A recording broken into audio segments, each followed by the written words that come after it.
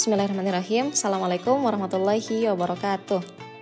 Alhamdulillahilladzi arsala rasulahu bil huda wa dinil haq liyudhhirahu 'ala dini kulli wa kafa billahi syahida. Asyhadu an la ilaha illallah wa asyhadu anna Muhammadan abduhu wa rasuluh la nabiyya ba'da. Teman-teman dan ayah bunda di rumah, bagaimana kabarnya hari ini? Insya Allah kita semua tetap dalam keadaan sehat ya, dan semoga tetap dalam lindungan Allah Subhanahu wa Ta'ala. Amin, amin ya Allah ya Rabbal Alamin. Teman-teman, tidak terasa ya, ternyata kita sudah memasuki pertengahan bulan Ramadan. Bagaimana nih puasanya di tahun ini? Apakah lancar? Juga ibadah-ibadah sunnah yang lainnya, apakah bisa dijalankan sesuai target? Nah, insya Allah ya, semoga kita tetap bisa melaksanakan ibadah dengan maksimal di bulan Ramadan ini. Namun, sedih rasanya ketika bulan yang penuh berkah ini akan segera meninggalkan kita. Tetapi, sebagai umat muslim yang beriman, kita tidak baik untuk larut dalam kesedihan. Karena sebentar lagi, seluruh umat muslim di setiap penjuru dunia akan merayakan hari kemenangan. Nah, teman-teman di rumah, tahukah kapan ya kira-kira hari kemenangan umat muslim itu? Baik, ternyata umat muslim itu punya 3 hari yang sangat istimewa. Yang pertama, ada hari Jumat, yang selalu kita temui setiap pekannya. Yang kedua, ada hari raya Idul Adha. Dan yang ketiga, ada hari raya Idul Fitri, yang jatuh pada tanggal 1 Syawal di setiap tahunnya. Wah, kapan ya tanggal 1 Syawal? Tentunya setelah kita berpuasa 1 bulan penuh di bulan Ramadan. Nah, kira-kira apa saja ya amalan yang bisa kita lakukan pada tanggal 1 Syawal atau ketika berhari raya Idul Fitri? Yuk, simak penjelasannya.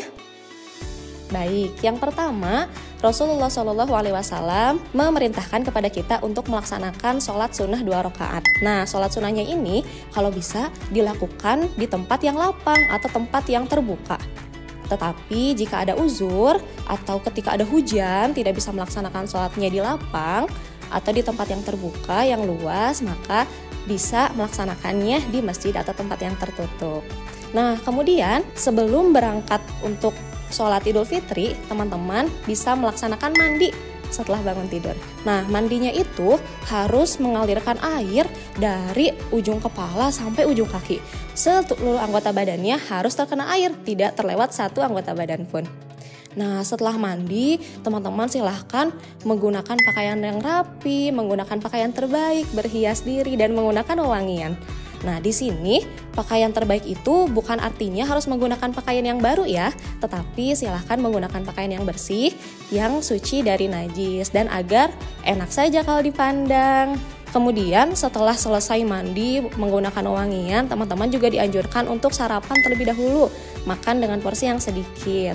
Nah, Rasulullah mencontohkan beliau memakan kurma dengan jumlah yang ganjil. Di sini menandakan bahwa Rasulullah sedang tidak melaksanakan puasa dan haram hukumnya ketika teman-teman melaksanakan puasa pada tanggal 1 Syawal atau tepat dengan hari raya Idul Fitri.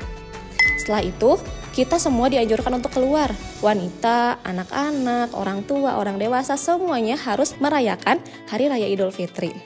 Bahkan, wanita yang sedang haid pun dianjurkan untuk keluar rumah. Nah, ketika teman-teman sudah siap untuk keluar rumah, mulai dari langkah keluar kakinya, silahkan bertakbir. Apakah ada yang tahu bacaan takbirnya? Nih, lafadznya bisa disimak ya. Kemudian sesampainya di tempat sholat Idul Fitri, di tempat yang lapang, teman-teman melaksanakan sholat sunnah 2 rakaat dan mendengarkan khutbah. Setelah mendengarkan khutbah, teman-teman mau pulang ke rumah masing-masing nih, silahkan menggunakan jalan yang berbeda dengan tadi jalan berangkat menuju tempatnya. Supaya apa? Supaya kita bertemu dengan tetangga-tetangga kita yang ada di sebelah, yang ada di belakang rumah, yang ada di pinggir kanan dan kiri. Nah, setelah bertemu, kemudian ucapkan taqabbalallahu minna wa minkum, yang artinya semoga Allah menerima amalanku dan amalan kalian. Nah, tadi sudah dibahas bahwa kita dianjurkan untuk melaksanakan sholat sunnah 2 rakaat. Apakah teman-teman tahu bagaimana sih caranya sholat sunnah Idul Fitri? Apakah sama dengan sholat-sholat sunnah yang lain? Atau ada yang berbeda? Nah, sekarang kita akan coba bahas juga ya. Nih, di sholat sunnah Idul Fitri, pertama teman-teman harus berwudu terlebih dahulu. Setelah itu, silahkan melaksanakan takbir. Dimulai dengan takbir. Nah, takbirnya ini dilakukan sebanyak 7 kali. Di antara takbirnya, silahkan membaca tasbih. Contohnya, setelah teman-teman membaca Allahu Akbar, kemudian membaca Subhanallah, walhamdulillah, wala ilaha illallah, wallahu akbar. Nah, diulang sebanyak 7 kali. Setelah itu, membaca surat Al-Fatihah dan membaca surat-surat yang lain. Kemudian dilanjutkan dengan ruku, itidal, sujud, duduk di antara 2 sujud, kemudian sujud lagi, dan bangun untuk rakaat kedua. Nah, kalau di rakaat kedua, ini takbirnya tidak 7 kali, tetapi hanya 5 kali saja. Dan diantaranya tadi dibacakan tasbih. Setelah itu, melanjutkan sholat dan ditutup dengan salam. Nah, itu teman-teman, hal-hal yang bisa kita lakukan ketika berhari raya Idul Fitri. Nah, supaya teman-teman lebih jelas, lebih terbayang nih bagaimana pelaksanaan sholat Idul Fitri, insya Allah di sekolah kita akan melaksanakan simulasi bagaimana caranya untuk melaksanakan sholat Idul Fitri yang benar. Semoga kita semua dapat melaksanakan sunnah-sunnah ini ya, dan Allah berikan kesempatan untuk bertemu kembali di bulan Ramadan tahun depan. Sekian, wassalamualaikum warahmatullahi wabarakatuh.